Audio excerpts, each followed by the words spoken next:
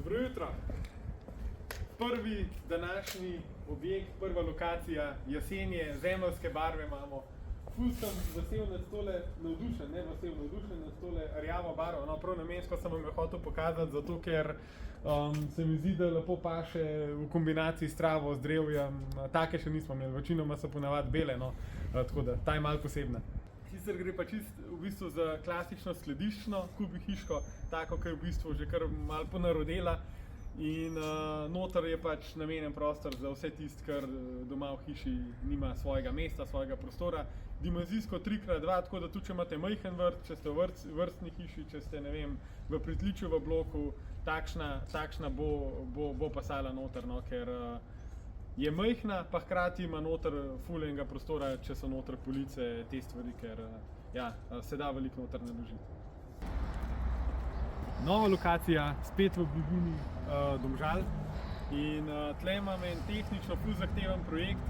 Rad bi vam ga pokazal, zato ker smo se kar namatrali in si zaslužimo narediti kakšno slikco, no. Ful lep projekt, pojdite z mano.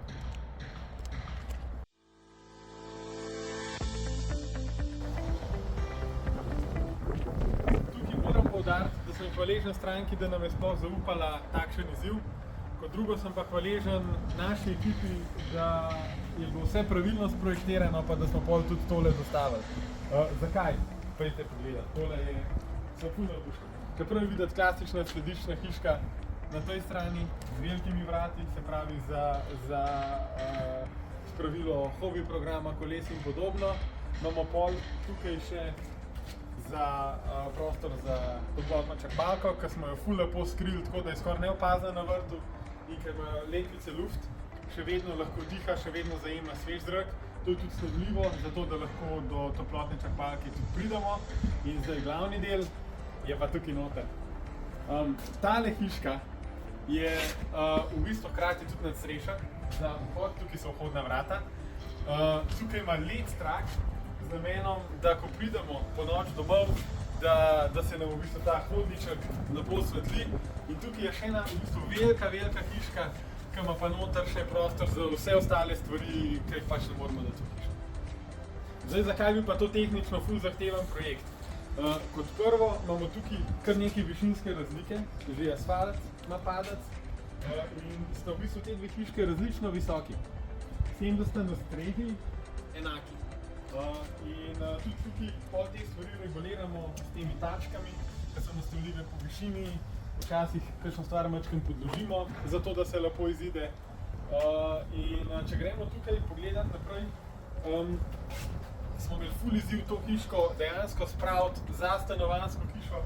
Je velika, dolga, ampak mi hišo spustimo dol z avtodvigalom in smo mogli to v bistvu zelo na milimeter tlele noter med hišo spraviti, pa med ograjo zadaj, pa tele spoje vse narediti, koliko je treba, no. Tako da smo se kar tresali, no, bolj kakor je stranka mislila, po moje.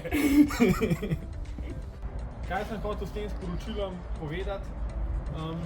V resnici je vsaka hiška svoj izziv, ta je bila bolj zahteven izziv. In probamo takšne izzive sprejemati, zato ker vemo, da s tem rastemo. In s tem, ko rastemo, postajamo boljši, odkrivamo nove tehnične rešitve, odkrivamo nove stvari. In ključno je, hvaležen sem ekipi, ker brez dobre ekipe tega ne bi speljali. Pa ključno je, da je pri takem izdelku dobra predpriprava. Zato tudi vse probamo v 3D narisati, zato vse stvari kotiramo, vse detajle, mere probamo naprej zastaviti, da te stvari štimajo. Hvala, da ste bili z mano. Naslednji vlog čez 2 tedna, tako da upam, da se tudi takrat vidimo. Čau, čau.